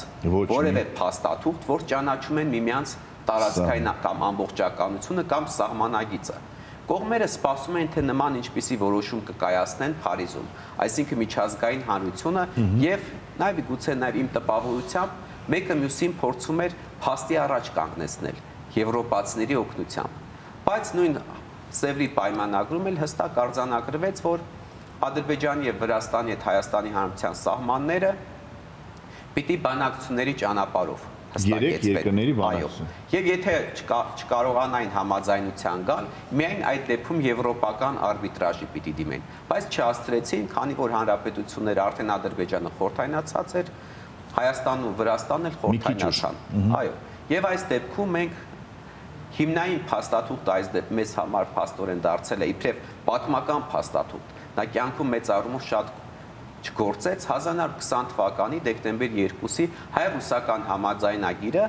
որով խորհրդային Ռուսաստանը ճանաչում էր այն տարածքները, որի վրա պիտի տարածվեր խորհրդային Հայաստանի իշխանությունը։ Մեր գործընկեր Գեղամ Բադալյանի հաշվումներով, ինքը պատմաբան քարտեզագետ է նաև, շուրջ 43,000 քառակուսի կիլոմետր էր լինում այդ տարածքները։ 43,000։ Այո, 43,300 քառակուսի կիլոմետր։ Դա Արցախով թե առանց Արցախ։ Արցախը ինչքան է ցավոք կարող է նշել, այդ շրջանի նաև ռուսական է նման փաստաթում Արցախը չէր ընկալվում իբրև խորհրդային Հայաստանի տարածք։ Ցավոք սրտի։ Դրա մեջ ընկալվում էր, բայց ամբողջ Երևանի նահանգը, այսինքն Սուրմալուի, Նախիջևանի գավառները։ Շարուր Դարալագյազի գավառ ամբողջությամբ, որ Շարուրի հատված այսօր Նախիջևանի ինքնավար հանրապետության կազմում է, Զանգեզուրի ամբողջ գավառը, այսօր Հայաստանի Հանրապետության կազմում ներառված է նախկին ցարական Զանգեզուրի գավառի արևմտյան հատվածը։ Զանգեզուրի գավառը շուրջ 7700 քառակուսի կիլոմետր տարածք է ունեցել, այսօրվա Սյունիքի մարզը 4400 քառակուսի կիլոմետրից մի փոքր ավելի է։ Դրանից էլ նույն Ալիևի տարբեր հայտարարությունները արևմտյան կամ արևելյան Զանգեզուրների մասին։ Նաև Լոռու շրջանի որոշակի հատվածներ, Ղազախի նախկին գավառ, այսինքն Տավուշի մարզի տարածքներ եւ Կարծի մարզից տարածքներ։ Այսինքն դրանով էր 43,000 քառակուսի կիլոմետրը լռանում, որի մեջ չկար Արցախը եւ չկար Ջավախքը։ Այսինքն խորհրդային Հայաստանի նորահաստատել իշխանությունները, նաև առաջին ամբողջական իշխանությունը ձգտում էին անպայման Նախիջևանի նկատմամբ ունենալ վերջնական վերահսկողություն։ Բայց այս փաստաթուղթը մնաց իբրև պատմական փաստաթուղթ, քանի որ խորհրդային իշխանությունները դա չգործադրեցին։ Մանավանդ որ շատ տարածքների մասին, որտեղ այստեղ խոսք էր գնում, այդ պահի դրությամբ թուրքական զորքերն էին կանգնած եւ հեշտությամբ պատրաստ չէին դուրս գալու, նույն Նախիջևանի դեպքում։ Եվ հետո արդեն Մոսկվայի կոնֆերանսի ընթացքում 1921 թվականի փետրվար-մարտին փոխհամաձայնություն կայացվեց եւ ռուսական կողմը ավելի նախընտրեց, որ Նախիջևանը անցնի խորհրդային Ադրբեջանի խնամակալությանը, լինի ընդհանուր խորհրդային միջավայրի մի մաս, քան թե մնա թուրքական հսկողության ներքո։ Նույն տրամաբանությամբ էլ թուրքերը ազատեցին Ալեքսանդրապոլի գավառը, որ խորհրդային Հայաստանի մասը կազմեց, այսօրվա Շիրակի մարզի հիմնական։ Տվեցին Արարատը, այդ վերցրեցին Բաթումը եւ այլն այդպիսի բաներ։ Այո, Բաթումի եւ մեր գործընկերների ցանկացյալ Բաբկեն Հարությունյան նման տեսակետ ունի, որ Բաթումի մարզը, որ թուրքերի կողմից գրավված են, թուրքերը հրաժարվեցին նրա նկատմամբ հավակնություններից, փոխարենը Սուրմալուի գավառը անցավ, որ Արարատ լեռով, Իգդիրով եւ այլն, որ ռազմավարական կարևոր նշանակություն։ Եվ հայերին ոչ մեկ այդ ժամանակ ոչ մի բան չէր հարցնում։ Բա մենք ուր ենք այս ամեն ինչի մեջ։ Այդ ժամանակ Հայաստանը պարտված պետություն, եթե մենք չեզոք տեսանկյունից ենք նայում։ Թուրք-հայկական պատերազմում 1921 թվականի սեպտեմբեր նոյեմբերի ընթացքում Հայաստանի Հանրապետությունը կրել էր ծանր պարտություն, չափազանց ծանր։ Արևելյան Հայաստանի կամ ընդհանրապես Անդրկովկասի ամենամեծ ռազմականացված տարածահատվածը, Կարծբերդա քաղաքը թուրքերը գրեթե առանց կապի գրավել էին, այո, հոկտեմբերի 30։ Դրանից հետո Հայաստանը արյունաքամ եղած վիճակում էր։ Չմոռանանք, որ Ընդամենը 4-5 տարի առաջ ցեղասպանության էր ենթարկվել ամբողջ երկիրը տնտեսական ծանր վիճակում էր գտնվում, սով, վարակիչ հիվանդություններ, բազմահազար գաղթականներ եւ նման պայմաններում գտնվող Հայաստանի կարծիքը կարող էին նաեւ չհարցնել։ Փաստացի։ Կարող էին այլ չհարցրել։ Եվ չհարցրեցին։ Ցավալի է եւ մենք հետո որ տեսնում ենք Հայաստանի իշխանությունները, խորհրդային իշխանությունները, նույն Ալեքսանդր Միասնիկյան, Ասխանաց Մռավյան մյուսներ Ինչի են դրանից հետո կողմնակից անդրկովկասյան միացյալ պետության ստեղծմանը 1921 թվականի ամռանից սկսած հենց այս պատճառով, որտեղ երկիրը արյունական վիճակում էր գտնվում եւ կարծում էին, որ Վրաստանի եւ Ադրբեջանի հետ համատեղ պետություն ունենալով, օգտագործելով նաեւ մասնակցի նրանց ունեցած ռեսուրսները խորհրդային Ռուսաստանի օժանդակությամբ կկարողանան երկիրը հաբուտքի կանգնեցնել։ Բայց դա էլ կարճ տևեց բավականին։ 1922-ից մինչև 1936 թիվը անդրկովկասյան դաշնությունը գոյություն ունեցավ եւ դրանից հետո արդեն Հայաստանը առանձին իբրև Միութենական Հանրապետության խորհրդային միության մաս դարձավ։ Եւ այդ ժամանակ հենց ընդգծվեցին, կարծես թե պլյուս մինուս այն մոտ Եվրոպայի սահմանները մեր հարևանների հետ, բացի Թուրքիայից, որոնցով որ մենք ապրում էինք։ Այո, հենց անդրկովկասյան դաշնության շրջանում էր, որ ներանդրկովկասյան սահմանների հարցը կարելի ասել հիմնական մասով լուծվեց ճակերտներով կամ առանց ճակերտների։ Որտեղ անդրկովկասյան իշխանությունները խնդիր ունեին բոլոր հարցերը կարգավորելու, որովհետև բարձ առօրյական հարցերի առջև էին կանգնում։ Նույն հողաբաժանությունը, գյուղացիներին հողը բաժանել, այնուհետև կոլեկտիվացման գործընթացում եղած վեճերը հակասություններին վերջ տալու համար, երկիրը կայուն հիմքերի վրա դնելու համար պետք էր, որ եղած խնդիրները կարգավորվեին եւ սահմանային հարցը, տարածքային հարցը առանցքային նշանակություն ունեցավ։ Եվ ունեմ ես տպավորություն, որ իրենք փորձ էին կատարում իշխանությունները անդրկովկասյան, որպեսզի հանրապետությունները առանձին իրենց միջև եղած հարցերին լուծումներ գտնեն։ Բայց մենք տեսնում ենք, որ բայց ստացվեց դա, թե՞ չէ, չստացվեց, որովհետև 1922-ի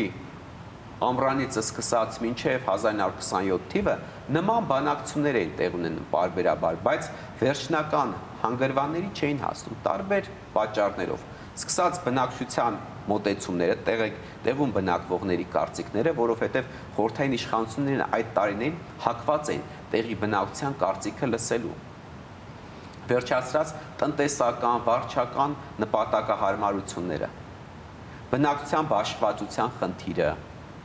այսինքն սրանք բազմաբնույթ հարցեր են։ Խտությունը, ազգությունը, այո, ազգությունը։ Արհեստական մարդկանց տեղափոխում են այնտեղից այնտեղ, հայերին այնտեղ, ադրբեջանցիներին կամ թուրքերին այս կողմ, Վրաստան-Հայաստան սահմանի վրա ես գիտեմ, որ կոլխոզները եւ սովխոզները հողերով փոխվում էին, Վրաստանի տարածքում հայկական սովխոզ էր, Հայաստանի տարածքում չգիտես ինչու վրացական սովխոզ էր, հետո վեճեր էր տեղի ունենում։ Բայց եկեք չմոռանանք, որ 1920-ականներին ու 30-ականներին դա մեկ պետություն էր, անդրկովկասյան դաշնությունը, հա, անդրֆեդերացիան, եւ այս մեկ պետության շրջանակներում էին այս որոշումները կայացվում։ Հա, դրական է այսօրվա տեսակետից թե բացասական, դա է իրողությունը, որ պիտի հաշվի առնենք մենք։ Հա, եւ այնտեղ նաեւ այս պետությունը Միութենական իբրև պետություն խորհրդային միության մաս էր հանդիսանում։ Այս ամենը իհարկե խիստ կարևոր է բացարձակ թերագնահատելու մասին չէ, բայց այսօր ինձ որպես Հայաստանի Հանրապետության քաղաքացի, որը ամեն օր ապրում է լուրերը թերթելով ու հասկանալով, որ մենք ունենք լուրջ խնդիրներ, զգալով սեփական մաշկի վրա, որ մենք ունենք սահմանային լուրջ խնդիրներ ու կարծես թե իրավական դաշտում հասկանալի չէ թե ինչ է կատարվում։ Ինչ է ինձ տալիս այս հետազոտությունը, որքանով է սա աշխարհի մակարդակով մարդկանց ասում ոչ, ինչ որ բան փոխվել է, թե սա դրա հետ ընդհանրապես կապ չունի եւ այսօրվա իրականության հետ համեմատելը սխալ է եւ պարզապես պիտի լինեն նման հետազոտություններ, որոնք խոսում են պատմության օրերի էջերի մասին։ Եթե փորձենք ինչ որ կերպ այսօր կիրառություն գտնել։ Կրկնա, եւ ունի գիտաճանաչողական նշանակություն բնականաբար, դա իր ամենամեծ գուցե առավելությունն է, բայց բացի գիտաճանաչողական նշանակություն ունի նաեւ գործնական նշանակություն։ Այս դեպքում մեր աշխատանքում օգտագործված բազմաթիվ փաստեր, փաստաթղթեր, որոնք վերաբերում են խորհրդային շրջանում սահմանային հարցերի շուրջ ընթացած քննարկումներին, ստորագրված փաստաթղթերին այսօր կարող են ունենալ օգտակար նշանակություն, նաեւ ունենք տպավորություն եւ որ նաեւ օգտակար նշանակություն ունենում են։ Այսինքն դրանք կարող են այստեղից օրինակ վերցնել, դրանք վերհանվել եւ այդ փաստաթղթերի հիման վրա որ նաեւ վերցնում են նաեւ այդ դեպքում Հայաստանի իշխանությունները, որտեղ ամենաբարձր մակարդակով իրենք տեղյակ են եւ աշխատությունից, եւ դրույթներից, եւ տարբեր հանդիպումներում նաեւ քննարկվել են տարբեր հարցեր։ Պարոն Սուքեսյան, adekvat գիտնականներ մեր հարևանների կողմում կան, խոսքը Ադրբեջանի մասին է, որոնք որ ընդունում են սա, որոնք ունեն իրենց այսպիսի աշխատանքներ եւ համեմատություններ անելով դու հասկանում ես, որ այո, այս գծերը ճիշտ են գծված, սրանք մի քիչ սխալ, թե այնտեղ ամեն ինչ մութ է, վատ է եւ այնպես է, ինչպես հարմար է իրենց եւ անհարմար է մեզ մաքսիմալ։ Տեսեք, եթե համեմատենք ուղղակի Հայաստանում բնակվող եւ հետազոտող գիտնական պատմաբանները ի տարբերություն Ադրբեջանում բնակվողների ունեն մեծ առավելություն, այսինքն ունեն ազատություն, ստեղծագործական ազատություն ունեն։ Այսինքն կառավարությունը ձեզ վրա ճնշում չի գործադրում։ Այո, որևէ ճնշում։ Երբեք չի եղել դա այդպեսի բան։ Ես գոնե 15 տարի գիտությամբ եմ զբաղվում, նման որևէ փաստ ինձ չի հանդիպել։ Ադրբեջանում կան իհարկե նաև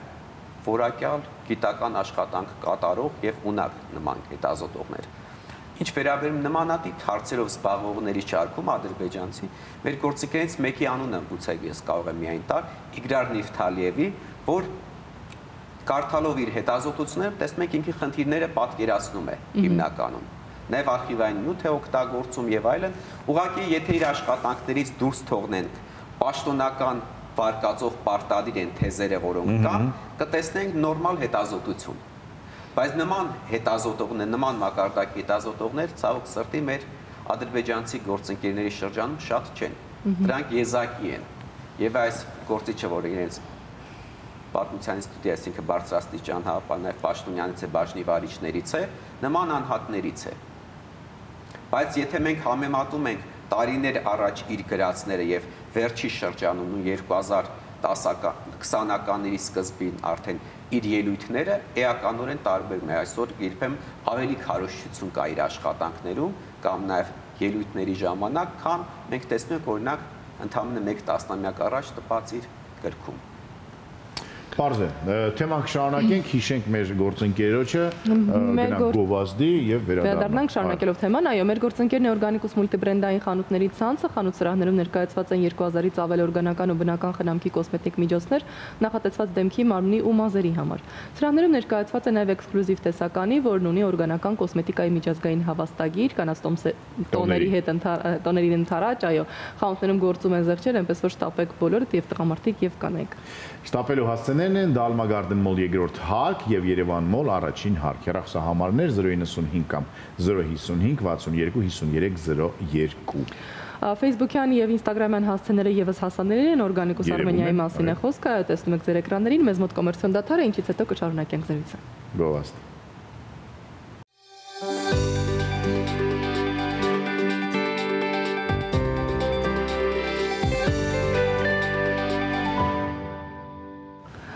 Վերադարձանք սիրելի հեռուստադիտող Համո Սուքեսյանի հետ ենք խոսում մեր տաղավարում պատմական գիտությունների թեկնածու, դոցենտ Գիտությունների ազգային ակադեմիայի պատմության ինստիտուտի ավագ գիտաշխատող, շատ խնդրահարույց կնճռոտ թեմաների մասին ենք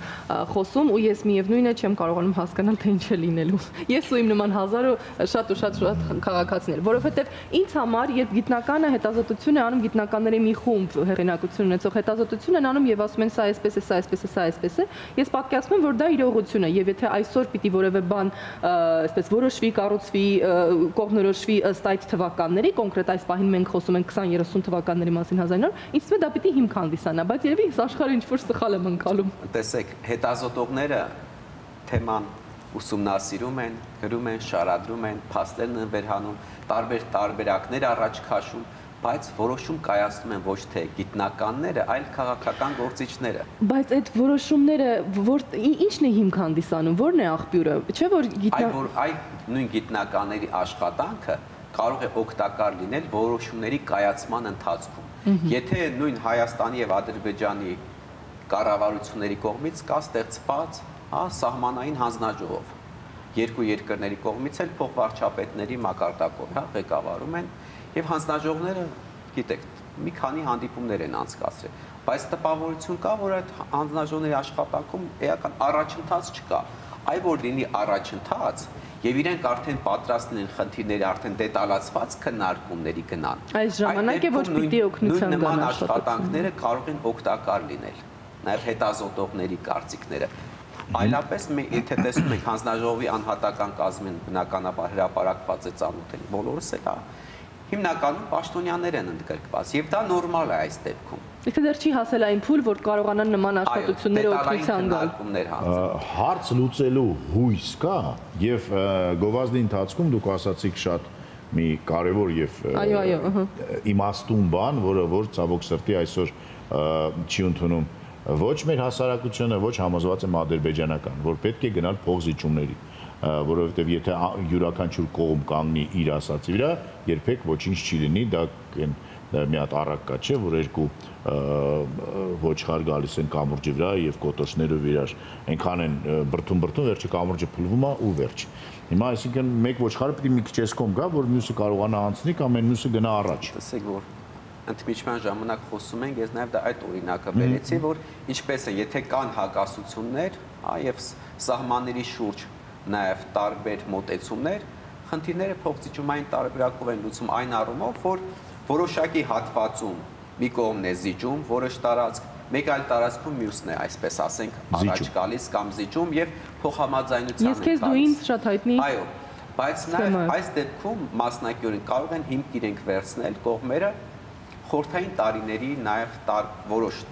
ըստ իրենց բանակցությունների արդյունքների որևէ տարվա որևէ փաստաթուղթ, որտեղ մի քանի փաստաթղթեր կան ստորագրված կողմերի միջև։ Փաստաթղթեր եւ քարտեզներ, փաստորեն, թե այո, եւ նաև դրանցից կան նաև աշխատանքային քարտեզներ, բայց դրանք այն քարտեզները չեն, որոնք հրապարակված են։ Որովհետև մեկ բան է աշխատանքային քարտեզները, որոնք ուղղակի փաստաթղթի մաս են կազմում։ Մեկ այլ բան է որևէ հետազոտողի, գիտնականի կամ այլ մասնագետի տպած քարտեզը, որը ուղղակի նկար է, պարզ նկար է։ Եթե դրա հիմքում չկա փաստաթղթային տվյալ։ Այսինքն շրջանների քարտեզներ գոյություն ունեն, որտեղ որ գրված է ամեն ինչ, նշված է ամեն ինչ,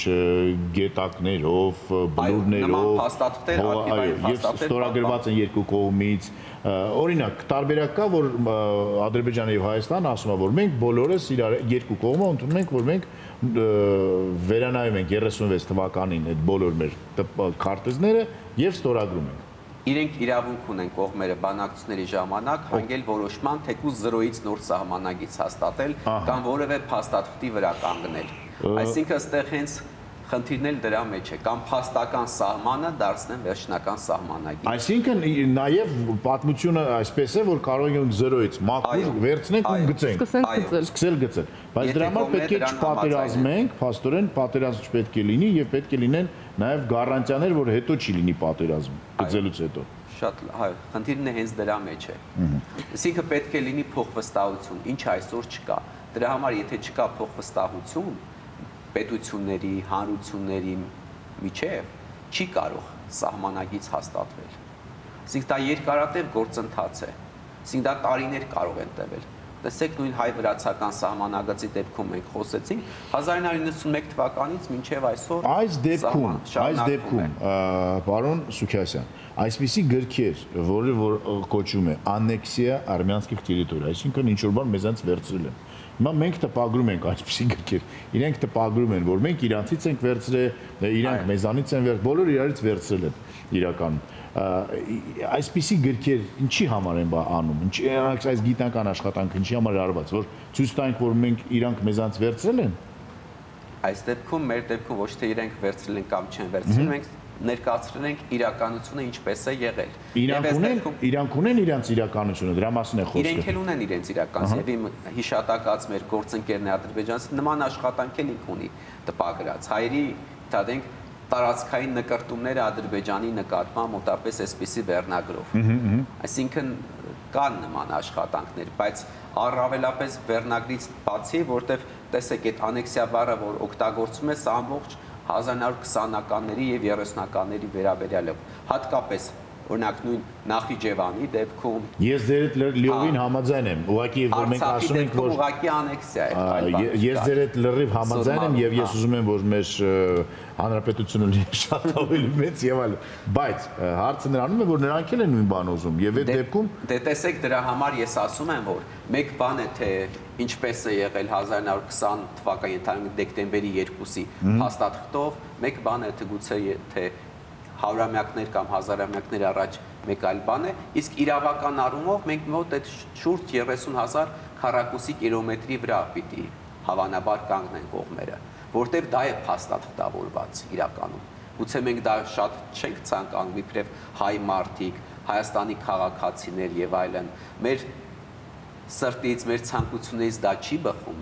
օրինակ ավելի կուզենք, օրինակ Վիլսոնի գծած քարտեզով սահմանն հաստատվել, բայց ոնց ենք տիրություն անելու այդ երկիրը այլ հարց է, բայց չէ, բայց խնդիրն այն է, որ իրավականորեն, եթե նայում ենք մենք խնդիրներին, փաստաթղթային տեսակետից ենք նայում ենք փաստաթղթեր, որոնց տակ նաև երկու կողմերն էլ ունեն դրանց իրենց ստորագրությունները եւ համաձայնել են որևէ ժամանակ,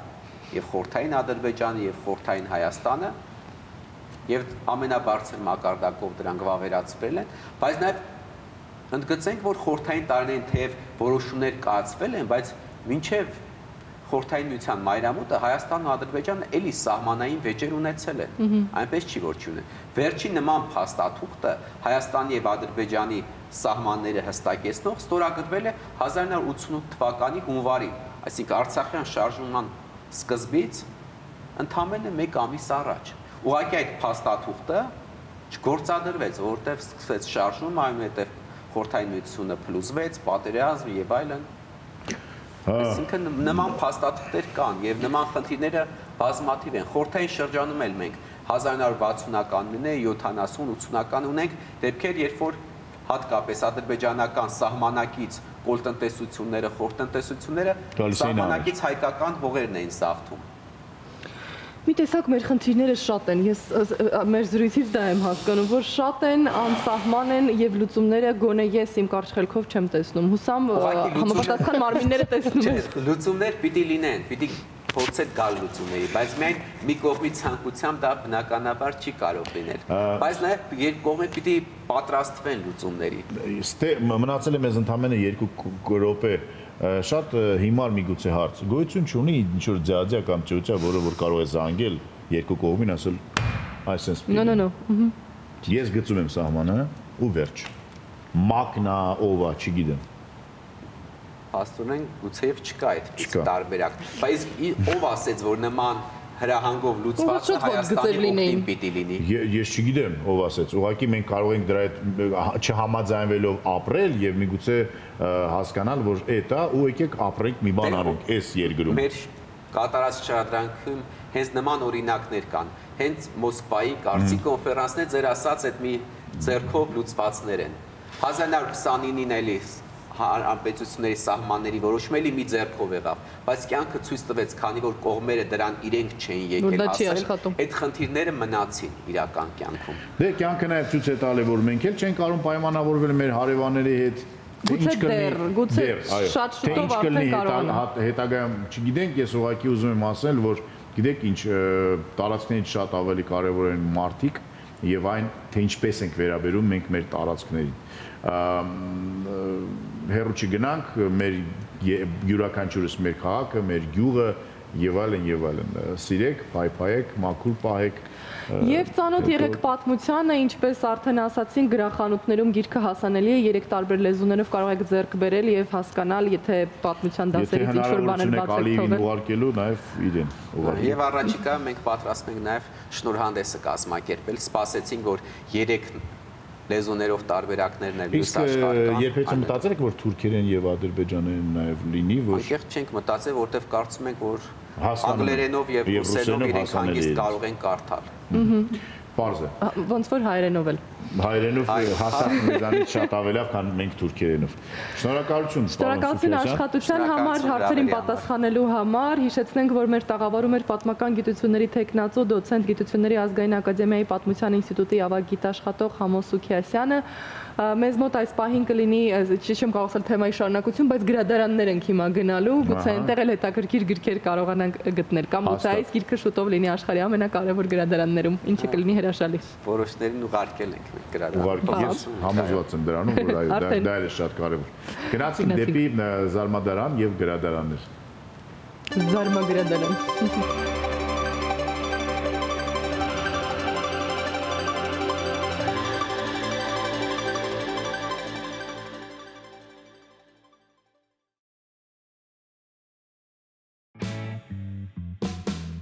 Գրքերը մտքերի նավեր են, որոնք թափառելով ժամանակի ալիքների մեջ խնամքով տանում են իրենց թանկարժեք բեռը սերնդից սերունդ։ Ֆրանսիս Բեկոն։ Մեզանում տարածված կարծիք կա, թե գրքեր մեր օրերում քչերն են կարդում։ Մինչդեռ Միացյալ Նահանգներում գրադարաններն ավելի շատ են, քան Մակդոնալդսի սննդի կետերը։ Դե, եկեք բացահայտենք գրադարանների և գրքերի հետ կապված հետևյալ հետաքրքիր փաստերը։ Աշխարհի ամենամեծ գիրքը բաղկացած է 420 էջից և կշռում է 1500 կիլոգրամ։ Գրքի երկարությունը 5 մետր է, իսկ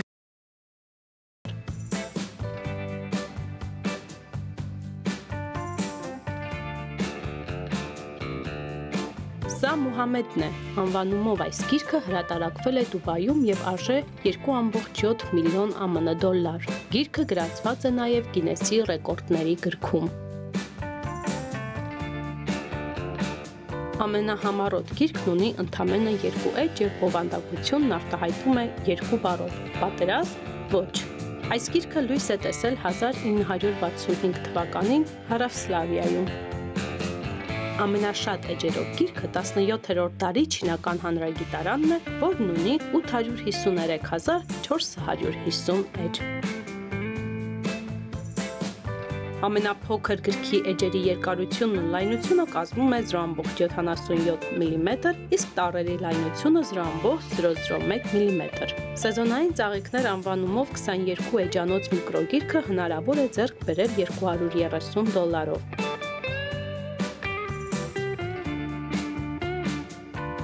Ֆրանսիայի ժամանակակից արվեստի թանգարանում պահվող Ապոկալիպսիս գիրքը համարվում է ամենաթանկ գիրքն աշխարհում։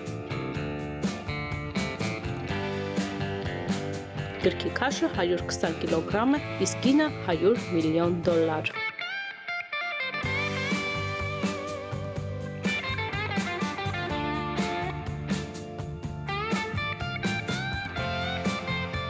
Հայերեն ամենամեծ ձեռագիր մատյանը, որը գրվել է 1200-ից 1202 թվականներին, Մշոտ Ջառընտիրն է, կշիռը 28 կիլոգրամ։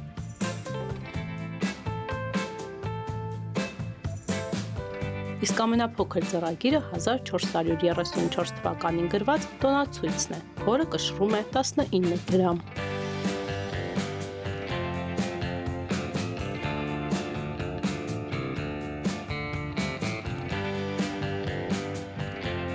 Միացյալ Նահանգների կոնգրեսի գրադարանը ներկայումս ամենամեծն է, այնտեղ հավաքված է շուրջ 150 միլիոն օրինակ գիրք։ Գրադարան տարեկան այցելում է 1.7 միլիոն ընթերցող։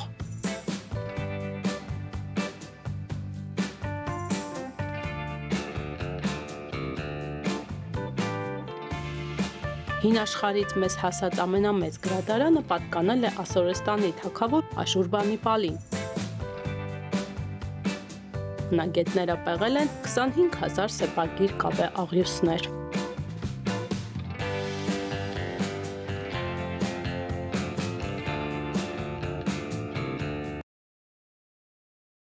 Աշխարհում գոյություն ունեն 150 գրադարան, ուր գրքերի փոխարեն մարդիկ են, որոնք կարդում են իրենց պատմվածքները։ Նորվեգական կառավարությունը պահպանում է հետևյալ ավանդույթը՝ գնում է Նորվեգիայի տարածքում հրատարակված որևէ գրքի 1000 օրինակ և դրանք բաշխում երկրի գրադարաններով։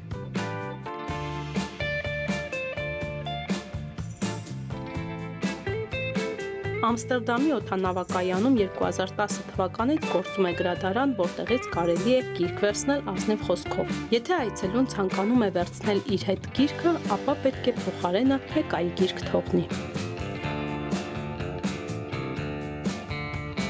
Ֆրանսիայի ազգային գրադարանը գործում է 1368 թվականից։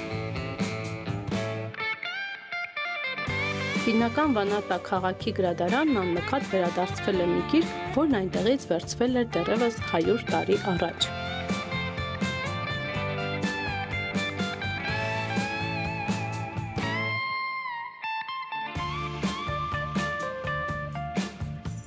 Միացյալ Նահանգների Սան Անտոնիո քաղաքում գտնվող գրադարանն էլ յուրահատուկ է այն բանով, որ նրանում թղթե գրքերի փոխարեն կարող եք հանդիպել էլեկտրոնային գրքերի։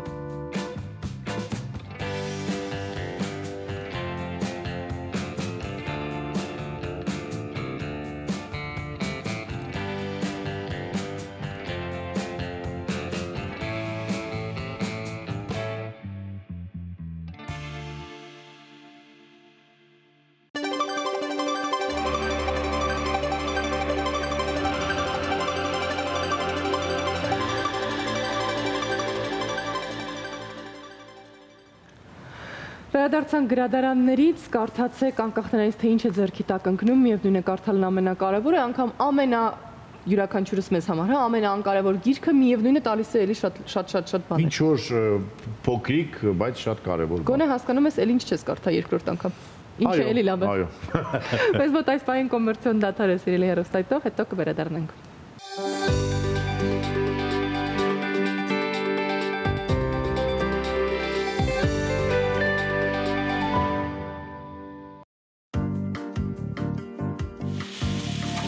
Հետոնիստ նրանց համար, ովքեր փնտրում են նոր համեր եւ սիրում են ներդաշնակ միջավայր։ Հետոնիստ նրանց համար, ովքեր ունեն հաճույքի մասին սեփական պատկերացումը եւ գերադասում են բովանդակությունը ձևից։ Հետոնիստ նրանց համար, ովքեր գիտեն, որ հենց մանրուքներն են կերտում առանձնահատկությունները։ Հետոնիստ վայր, որտեղ ընտանիքի ամեն անդամ ունի իմաստավորված ժամանց եւ հոգատար սպասարկում։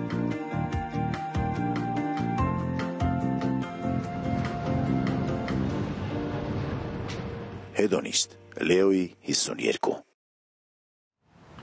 Շնորհակալություն Հետոնիստին, շնորհակալություն հայտնենք նաև ինքնատիպ ձեռագրով եւ առանձնահատուկ մոտեցման բաճկի ընկնող ավանգարդ ծաղկի սրահին, որը բացի իր թարմ եւ բազմազան տեսականուց առաջարկում է նաև ֆլորիստիկայի պրոֆեսիոնալ դասընթացներ ու մի շարք այլ ծառայություններ, ինչպես միջոցառումների պլանավորում, յուրօրինակ դիզայնի, քեյթրինգի, այնպես էլ վիդեո եւ ֆոտո ծառայություններ։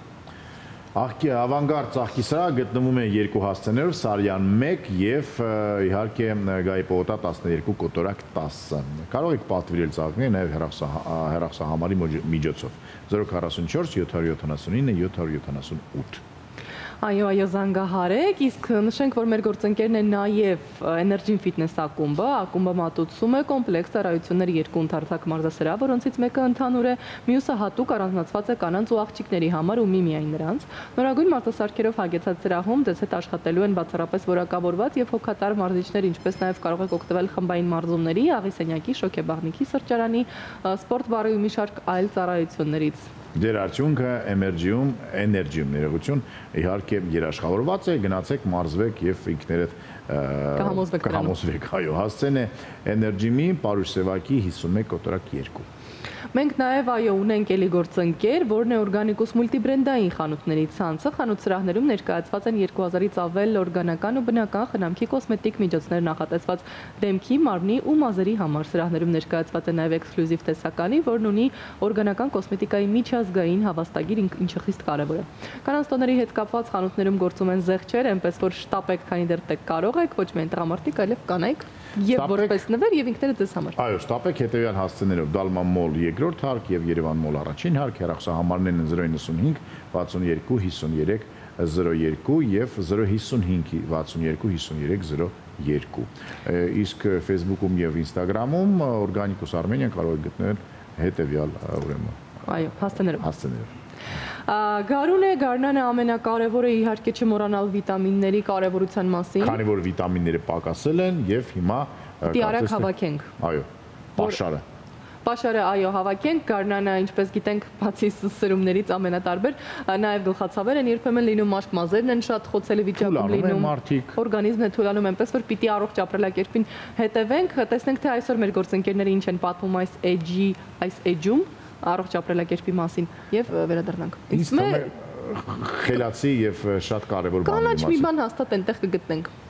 Բայց ոչ դոլար։ Էդ էլ լավ։ Էդ էլ լավ վիտամին է, հա։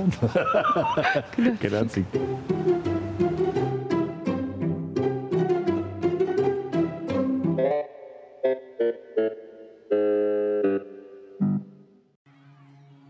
Կանաչեղենի օգտակար հատկանիշները։ Բոլոր կանաչիները հարուստ են եթերայուղերով եւ բնական դառնությամբ։ Մարմնի եւ օրգանիզմի կենսունակությունը եւ ակտիվությունը ապավելու համար բավարար է օրական ուտել յուրաքանչյուրից 50-70 գրամ։ Պետք է չմոռանալ, որ գրեթե բոլոր կանաչիները ունեն թուլացնող հատկություն։ Դիետոլոգները խորհուրդ են տալիս կանաչին քաղել կամ սեփական այգուց կամ էլ գնել փորձած եւ ապահով շուկաներից, որովհետեւ նրանց թունաքիմիկատների հանդեպ շատ զգայուն են։ Այսօրվա տեսանյութում մենք ձեզ համար առանձնացրել ենք որոշ կանաչիների օգտակար հատկությունները։ Կանաչ սոխը կանգնեցնում է մաշկի ծերացման գործընթացը։ Կանաչ սոխի մեջ շատ բարձր տոկոս է կազմում քլորոֆիլը, որն օգնում է բարձրացնել արյան քանակը։ Այն հարուստ է B1 եւ B2 վիտամիններով, որոնք կարևոր դեր են կատարում իմունային եւ նյարդային համակարգերի համար։ Օրական 50 գրամ սոխ օգտագործելը լիովին բավարար է։ Ապացուցված է, որ սոխում եղած նյութերն ու վիտամինները կանգնեցնում են մաշկի ծերացման գործընթացը, հատկապես մարմնի վերարտադրողական համակարգի աշխատանքը։ Այնպես որ եթե ցանկանում եք ավելի երկար մնալ երիտասարդ, հաճախ կերեք կանաչ սոխ։ Այստեղ առաջանում է մի խնդիր՝ հոդը, բայց դա կարելի է չեզոքացնել ծամելով 1 ճյուղ մաղադանոս։ Կարևոր է իմանալ նաև հնարավոր վտանգի մասին։ Խոշոր քանակով սոխի ընդունումը վնասակար է։ Այն բարձրացնում է ճնշումը, առաջացնելով անոթային ջղացկություն, ինչն ի դեպ վնասակար է հղի կանանց համար։ Սոխը նորմայից ավել ուտելը մեծացնում է ստամոքսի թթվայնությունը, ուստի խորհուրդ չի տրվում ուտել սոված ժամանակ։ Մաղադանոսը կարիեսի դեմ։ Տորոնտոյի համալսարանի կանադացի փորձագետները պնդում են, որ երեխաներն ու մեծահասակները, ովքեր բնակվում են այնպիսի տարածքներում, որտեղ ջրի ֆտորը ցածր տոկոս է կազմում, պետք է օրական ուտեն առնվազն 1 ճյուղ մաղադանոս։ Այն շատ հարուստ է ֆտորով եւ օգնում է ատամի էմալը պաշտպանել կարիեսից։ Անչափ օգտակար է ապագա մայրերի համար։ Մաղադանոսում գոյություն ունեցող թթուն անփոխարինորեն նպաստում է երեխայի զարգացմանը։ 1 թեյ գտալ մաղադանոսը, եթե խառնենք 5 խնձորից պատրաստած հյութի հետ, այն կնվազեցնի արյան ճնշումը։ Այն հրաշալի ամառային դեղ է արյան անոթների համար։ Պարունակում է մեծ քանակությամբ կալիում։ Այն իհարկե լավ է նաև սրտի համար, բայց եթե այդ կանաչից միանգամից 100 գրամից ավել ուտեն, կարող է սկսվի սրտի բաբախյուն։ Բացի այդ, մաղադանոսն հաճախակի օգտագործել չի թույլատրվում նրանց, ովքեր երիկամներում եւ լեղապարկում քարեր ունեն։ Սամիթը օգնում է վերականգնել ուժերը։ Պարզվում է, այս հասարակ կանաչին ունի շատ բարդ կազմություն։ Նրանում կա այնքան երկաթ, ինչքան նույնիսկ խնձորը չունի։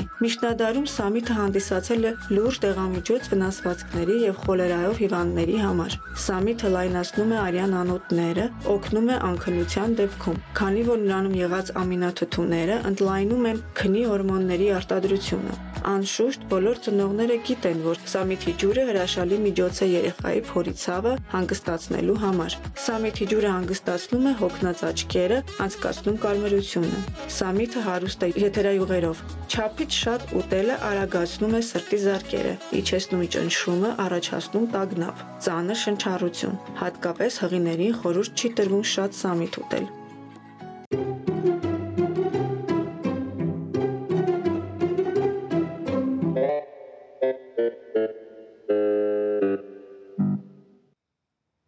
Շնորհակալություն գործընկերներին։ Սամիթ միջև վերջ։ Այո, մեզ կանաչիային ինֆորմացիա հաղորդելու համար, ես օրինակ չի դեպք կան դեպքեր, որ չի կարելի կանաչի ուտել, ինձ թվում է միշտ լավ է։ Խոտը միշտ լավ է։ Ոչ։ Փաստորեն ոչ։ Դե ինչ, այսօրվա համար այսքանը, ձեզ ցանկանում ենք արդյունավետ 5 շաբթի, լավ տրամադրություն եւ հաջողություն բոլոր գործերում։ Կտեսնվենք երբ։ Վաղը, պատվո առավոտյան, այո, կտեսնվենք։